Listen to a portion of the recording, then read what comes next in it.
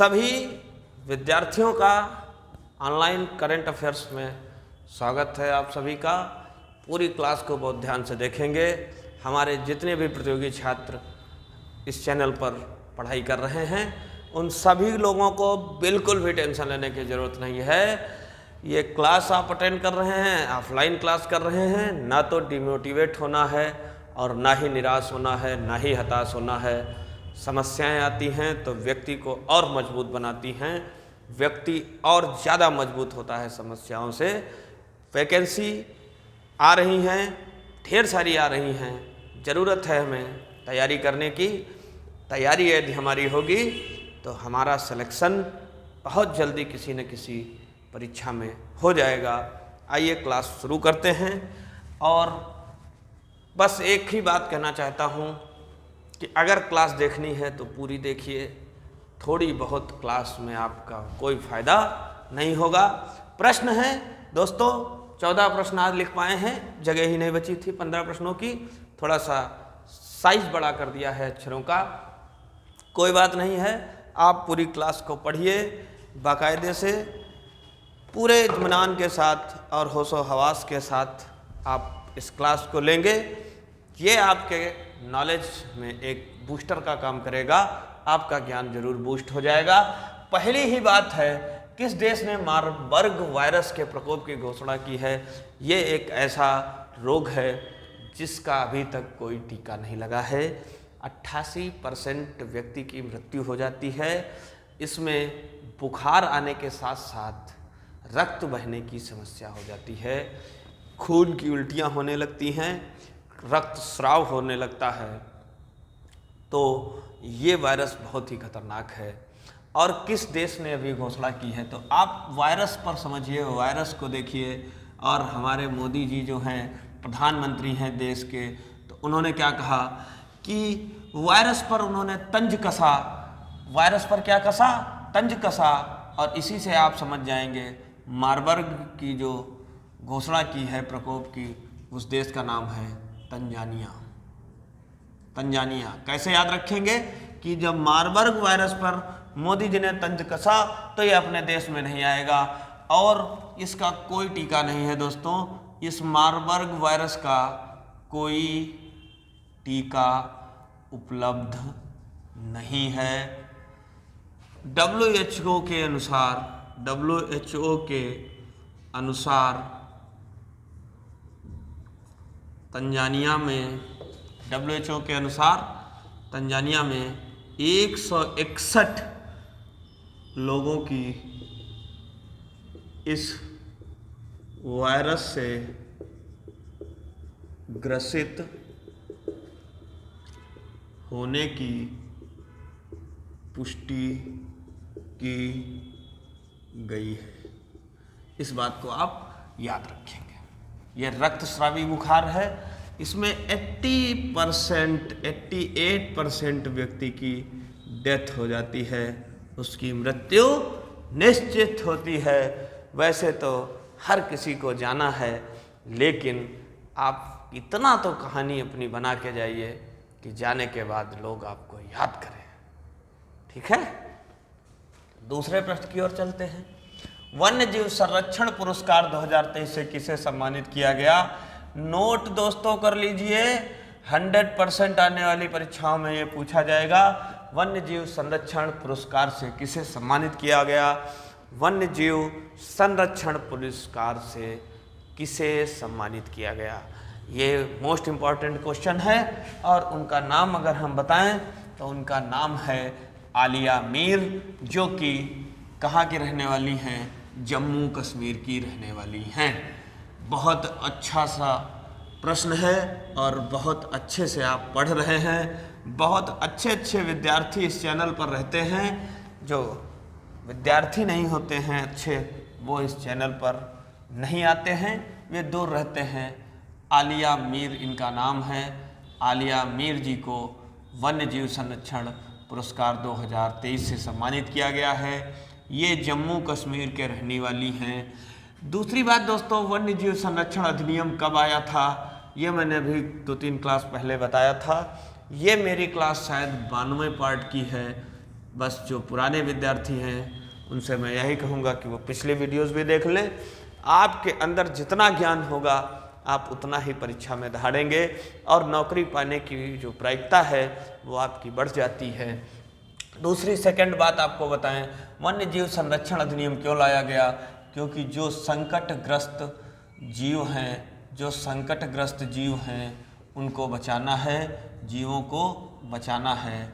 और जम्मू कश्मीर की जो आलिया मीर जी हैं इन्होंने बहुत ज़्यादा वन्य जीव सुधार के लिए प्रयास किया है, बहुत ही बहादुरी का काम किया है। जो जैसे भी जीव हैं उनकी रक्षा करने का काम किया है, विभिन्न प्रजातियों की जीवों की रक्षा करने का सराहनीय कार्य किया है। कोई भी दोस्तों पुरस्कार जो है वो तब दिया जाता है जब आप उस क्षेत्र में उत्कृष्ट योगदान करते हैं। हमें तो सिर्फ याद करना है, आप सोचिए वे इंसान कैसे होंगे जिनको ये सारे पुरस्कार मिलते हैं, तो कतई नहीं भूलेंगे। तीसरी बात एक और बताएंगे, अमेरिका में पहली एशियाई सहायक प्रमुख कौन बनी हैं?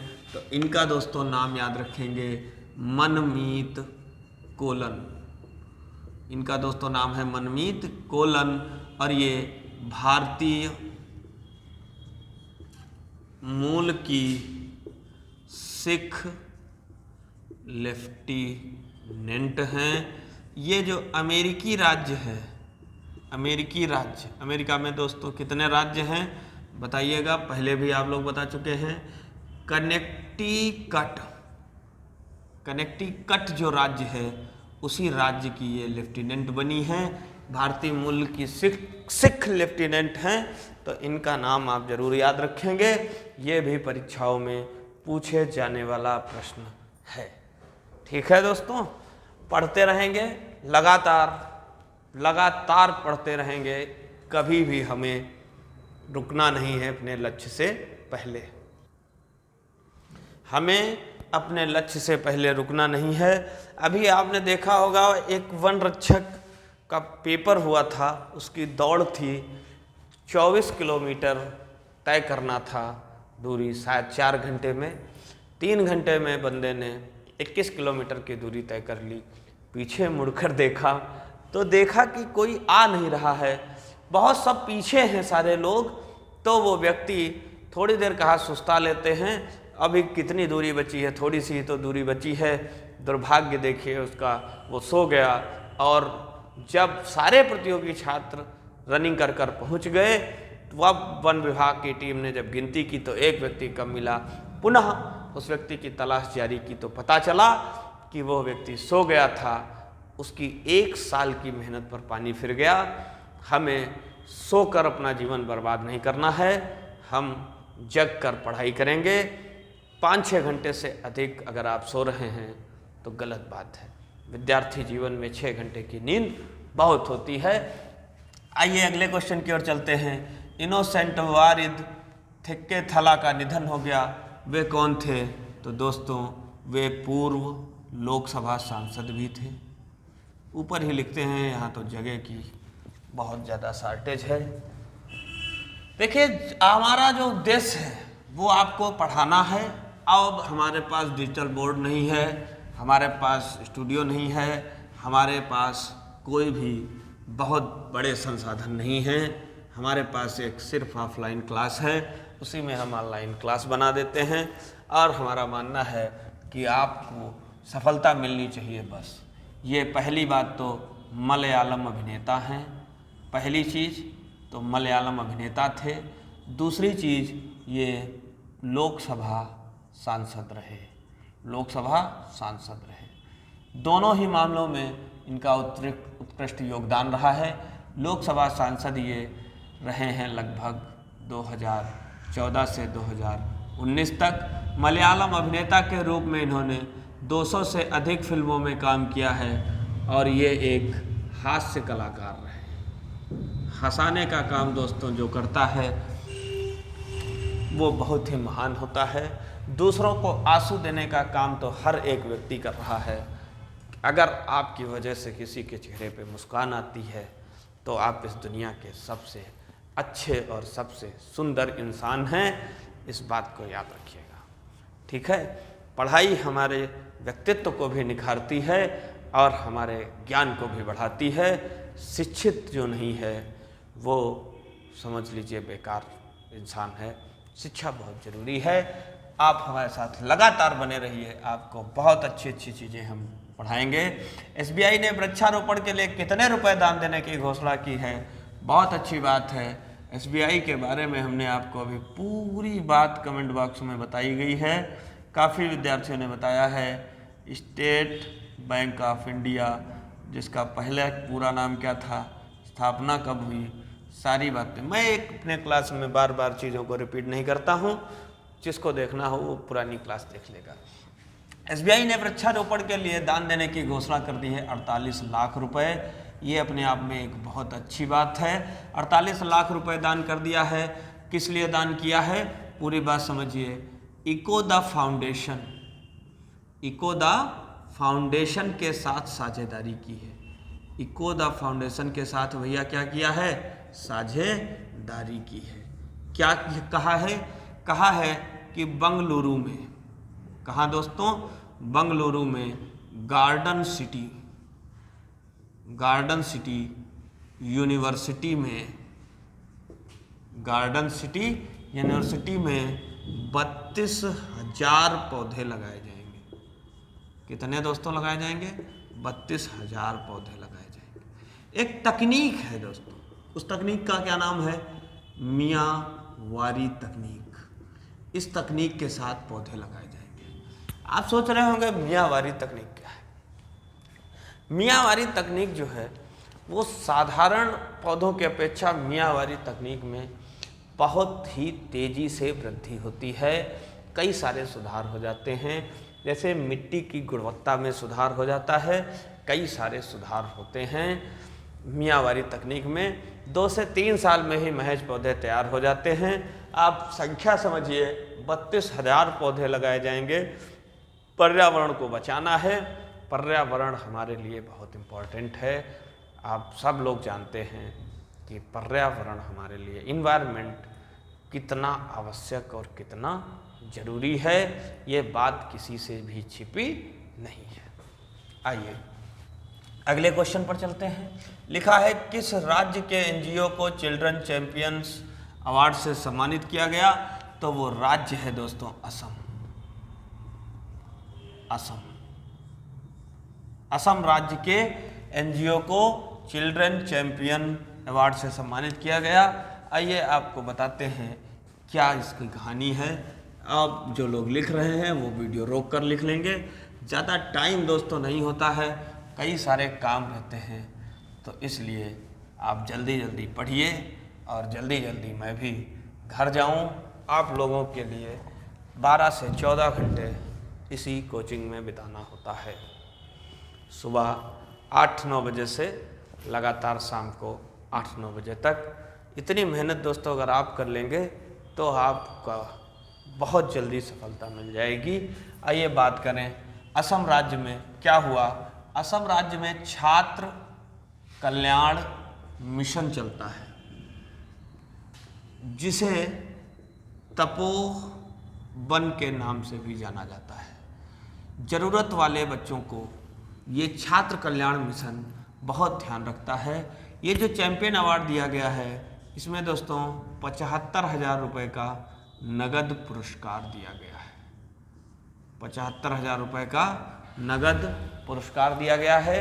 छात्र कल्याण मिशन को तपोवन के नाम से भी जाना जाता है। क्यों भी दिया गया है? क्योंकि दोस्तों जो ज़रूरतमंद बच्चे हैं उनका ध्यान रखा जाता है। भारत में बहुत ज़्यादा गरीबी है दोस्तों। जिनके पास गरीबी है ना, उनके पास खाने तक को खाना नहीं है, पहनने को कपड़ा नहीं है। हद तो तब हो जाती है जब बीमार होते हैं तो इलाज कराने के पैसे नहीं होते। ये होती है गरीबी की हालत। कहते हैं ना कि मौत दे दे मगर बदनसीबी न दे। मौत सही है, गरीबी नहीं अच्छी है। गरीबी तो क्या होती है? गरीबी तो एक अभिशाप है। और किसी बहुत महान पुरुष ने कहा है कि गरीब पैदा होना गुनाह नहीं है, गरीब मर जाना गुनाह है। हर व्यक्ति को अपने कुल को आगे बढ़ाना चाहिए, अपनी संपत्ति को बढ़ाना चाहिए। जिस घर परिवार में आपने जन्म लिया है उस घर परिवार का ध्यान रखने की आपको जिम्मेदारी दी गई है। आपका फर्ज बनता है कि आप उस घर के लोगों का, आसपास समाज का पूरा ध्यान रखें। ये आपकी जिम्मेदारी है। आप इस काम को बखूबी तभी कर पाएंगे जब आप पढ़े होंगे, शिक्षित होंगे, एक अच्छी एजुकेशन होगी, तभी आप हमारी इन सब चीज़ों को समझ पाएंगे। एक्सिस सिक्योरिटी के नए एमडी और सीईओ किसे बनाया गया है? तो ये हैं प्रणव हरिदासन। इनको क्या किया गया है? एक्सिस का नया, एक्सिस सिक्योरिटीज याद रखना दोस्तों, सिक्योरिटीज का नया एमडी और सीईओ बनाया गया है। अब बात आई है कितने दिन के लिए बनाया गया है? तो दोस्तों अगले 3 साल के लिए इनको बना दिया गया है। इसी के साथ हम बात करना चाहते हैं एक्सिस बैंक के एमडी और सीईओ के बारे में। इनकी बात करें तो इनका नाम है अमिताभ चौधरी। अमिताभ चौधरी इनका नाम है। अगर एक्सिस बैंक की स्थापना की बात करें तो दोस्तों 1993 में इसकी स्थापना हुई थी। बहुत कम लोग होंगे जिसका पुराना नाम जानते हो। पुराना नाम था यूटीआई, बदल दिया गया 2007 में। याद रखेंगे तो बहुत अच्छी जानकारी आपके पास हो जाएगी। इसमें कोई भी दो राय नहीं है, इसमें कोई भी दो राय नहीं है। ठीक है, बहुत अच्छा है, पढ़ते रहिए। कुछ विद्यार्थी शेयर भी कर देते हैं, उन सभी विद्यार्थियों का बहुत बहुत धन्यवाद है जो लोग क्लास को शेयर कर देते हैं। आइए अगले प्रश्न की ओर चलते हैं। अगला प्रश्न है, किस देश के दूतावास ने स्पेनिश हिंदी फुटबॉल शब्दकोश का लोकार्पण किया है? किया क्यों गया है? सबसे पहले तो ये भी जानना है क्यों किया गया है दोस्तों। आइए चर्चा करते हैं, कुछ ना कुछ तो अच्छा निकलेगा ही। आ जाइए हमारे साथ, बने रहिए लगातार। स्पेन दोस्तों, स्पेन ने, देखिए सभी देशों के दूतावास जो हैं वो दोस्तों कहाँ बने हैं? नई दिल्ली में बने हैं। दूसरी बात, तीसरी बात, इसका विमोचन किसने किया है? तो दोस्तों इसका विमोचन किया है स्पेन के राजदूत जोस मारिया रिडाओ ने। इतना बढ़िया जानकारी आपको शायद ही किसी YouTube चैनल पर मिले, और होगी भी तो आप कैसे पहुँचेंगे ये भी मुझे नहीं पता। लेकिन एक बात तो तय है, आप किसी भी YouTube चैनल से करंट अफेयर्स पढ़ सकते हैं। कोई आपसे सुनने नहीं आएगा, कोई आपसे टेस्ट लेने नहीं आएगा। यहाँ आप पढ़ेंगे, आपको करंट अफेयर्स का अलग से स्पेशल टेस्ट देने को मिलेगा, मैथ्स का अलग से स्पेशल टेस्ट देने को मिलेगा। अभी मैं हिंदी के भी टेस्ट पर काम कर रहा हूँ, हिंदी के भी तुम्हें अलग से टेस्ट देखने को मिलेगा। और सामूहिक टेस्ट जो होगा वो 100 क्वेश्चन का होगा, 100 क्वेश्चन का ये सामूहिक टेस्ट होगा।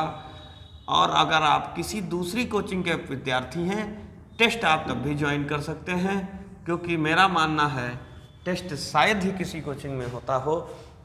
वीकली टेस्ट किसी भी कोचिंग में नहीं होता है। टेस्ट बनाने में दोस्तों बहुत मेहनत लगती है, बार बार मेहनत कर पाना ये बहुत ही हम लोगों के लिए भी बहुत चैलेंजिंग होता है। और दूसरी चीज़ है, टीचर टेस्ट तो बना देगा, संस्था टेस्ट ले भी लेगी, लेकिन मेरी संस्था में सारे विद्यार्थी टेस्ट देते हैं। ऐसा किसी संस्था में होना मुश्किल ही नहीं, नामुमकिन है मेरे दोस्त। इसलिए आइए हमारे साथ जुड़िए, हम संवारेंगे आपका बेहतर भविष्य। ठीक है, अगली बात करते हैं किस आईआईटी के शोधकर्ताओं ने दूध में मिलावट का पता लगाने के लिए पॉकेट फ्रेंडली डिवाइस विकसित किया है? आईआईटी मद्रास। आईआईटी मद्रास। क्या है ना दोस्तों, एक 3D टाइप का पेपर होता है, 1 ml की ज़रूरत पड़ती है और टेस्ट आपके सामने हो जाता है। दूध का जो कारोबार है, भारत सभी देशों में दुग्ध उत्पादन में अग्रणी देश है, इसमें कोई शक नहीं है। लेकिन फिर भी अगर आप देखिए तो सिर्फ और सिर्फ आपको लखीमपुर में दूध आपको देखने को मिलेगा, अन्यथा जस्ट बगल सीतापुर में पैकेट वाला दूध मिलता है। और लखनऊ जैसे महानगर बड़े शहरों में भी दोस्तों पैकेट वाले दूध की बहुत ज़्यादा मांग रहती है। खुला दूध बहुत कम देखने को मिलता है, और मिलता भी है तो एक संदेह रहता है कि कहीं इसमें कोई केमिकल तो नहीं मिला है, कहीं लाभ लेने के लिए हम दूध का उपयोग कर रहे हैं, कहीं उस दूध के उपयोग से हमें किसी प्रकार की हानि तो नहीं हो रही है। इन सारी चीज़ों को हम देखते हैं। और टेस्ट अभी तक होने का कोई ऐसा उपकरण बढ़िया नहीं था। इसमें आपको महज 30 सेकंड में, टाइम कितना लगेगा? 30 सेकंड में टेस्ट हो जाएगा। और किस तरीके से होगा? 3D पेपर से होगा, और 1 ml नमूना आपको सिर्फ लेना है। ये बहुत अच्छा टेस्ट है, हमेशा याद रखेंगे, आईआईटी मद्रास। ठीक है। ये क्वेश्चन मोर डाउटफुल है, बहुत डाउट है इस क्वेश्चन में। एनपीसीआई ने प्रीपेड भुगतान उपकरणों का उपयोग करके किए गए मर्चेंट यूपीआई लेनदेन पर कितने प्रतिशत तक का इंटरचेंज चार्ज लगाया है? सबसे पहले तो मैं इसका सीधा सीधा आंसर बताता हूँ, 1.1%। लेकिन एक भ्रामक की स्थिति पैदा हो रही है। भ्रामक जानकारी ये हो रही है कि लोग कह रहे हैं 2000 से अधिक ट्रांजैक्शन करने पर हमें 1.1% का सरचार्ज देना पड़ेगा, जो कि बिल्कुल झूठ बात है। अब आप कह रहे हैं कि हम करंट अफेयर्स में पढ़ा रहे हैं और सामान्य जानकारी करंट अफेयर्स दे रहे हैं, और लोग कह रहे हैं तो हम कह रहे हैं झूठ है।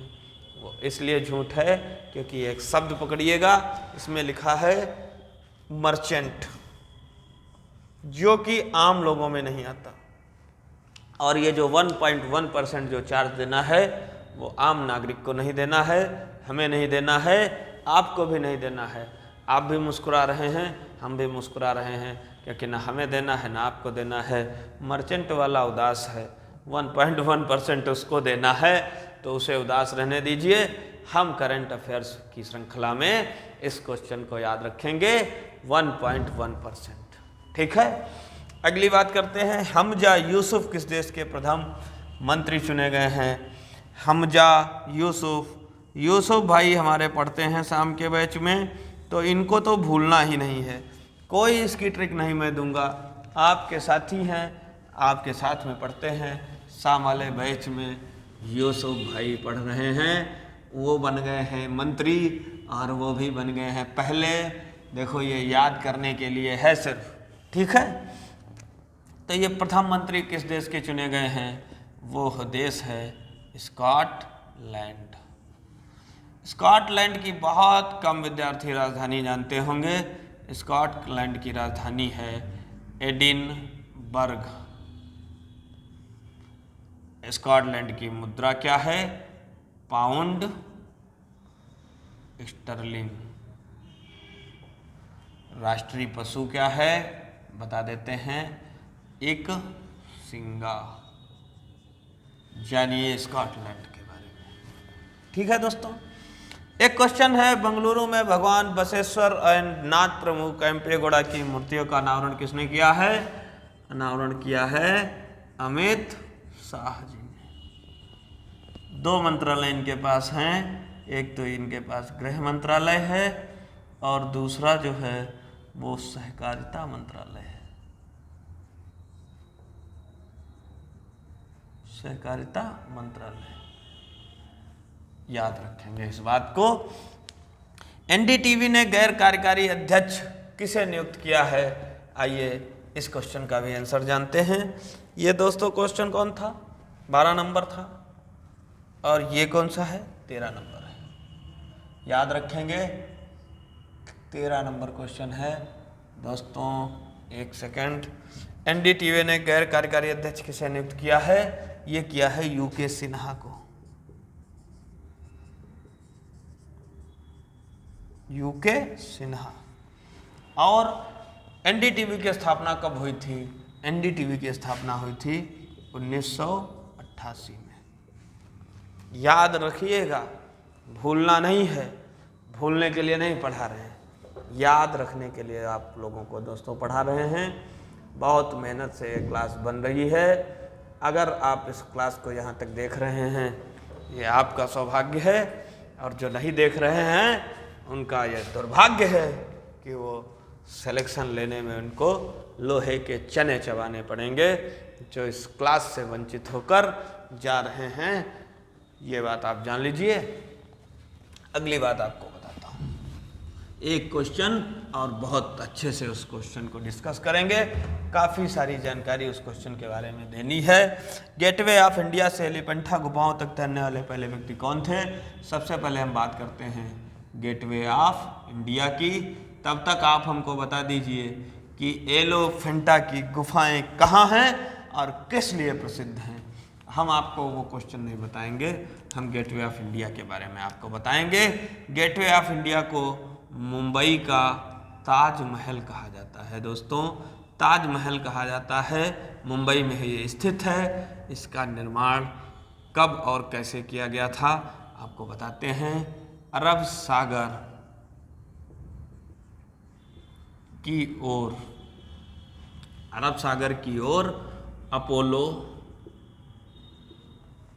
बंदरगाह 1911 में हुआ था।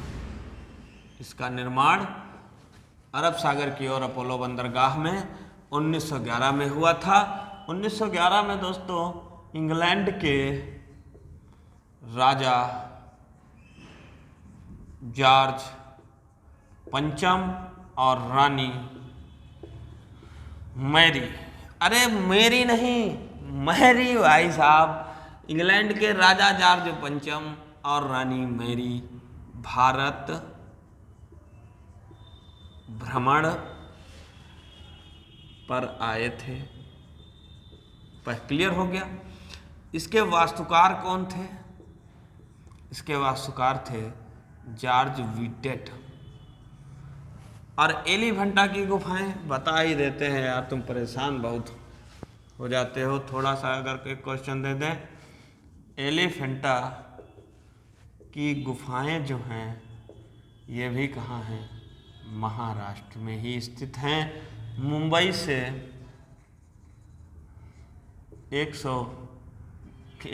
11 किलोमीटर दूर है।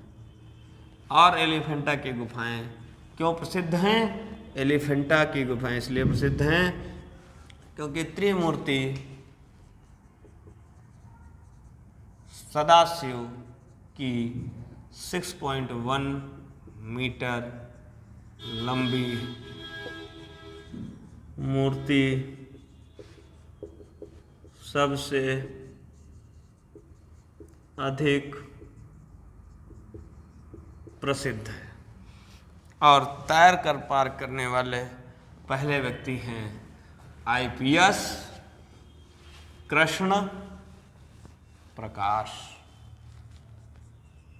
आईपीएस अधिकारी कृष्ण प्रकाश। ठीक है, अब प्रकाश होगा तभी तो तैर पाएंगे। ये था करंट अफेयर्स की क्लास। ये थे करंट अफेयर्स के महत्वपूर्ण प्रश्न जो कि आप सभी से सुने जाएंगे कल ऑफलाइन क्लास में। जो विद्यार्थी नहीं सुना पाते हैं उनके लिए बहुत हमारी तरफ से दुख है, संवेदना व्यक्त करते हैं। जिन विद्यार्थियों ने पढ़ लिया है उन्हें बहुत बहुत धन्यवाद है। खुश रहिए, प्रसन्न रहिए, तैयारी करते रहिए, पढ़ाई से कभी ऊबिए मत। यही सफलता पाने का सबसे बढ़िया तरीका है। आप सभी लोग अपने अपने परिवार का ध्यान रखें, खुश रहें। अगर आप सफलता जल्दी पाना चाहते हैं ऑफलाइन क्लास को ज्वाइन करें लगातार, जब तक आपकी तैयारी नहीं हो जाती। हम लोग तैयारी कराएंगे। जय हिंद, जय भारत।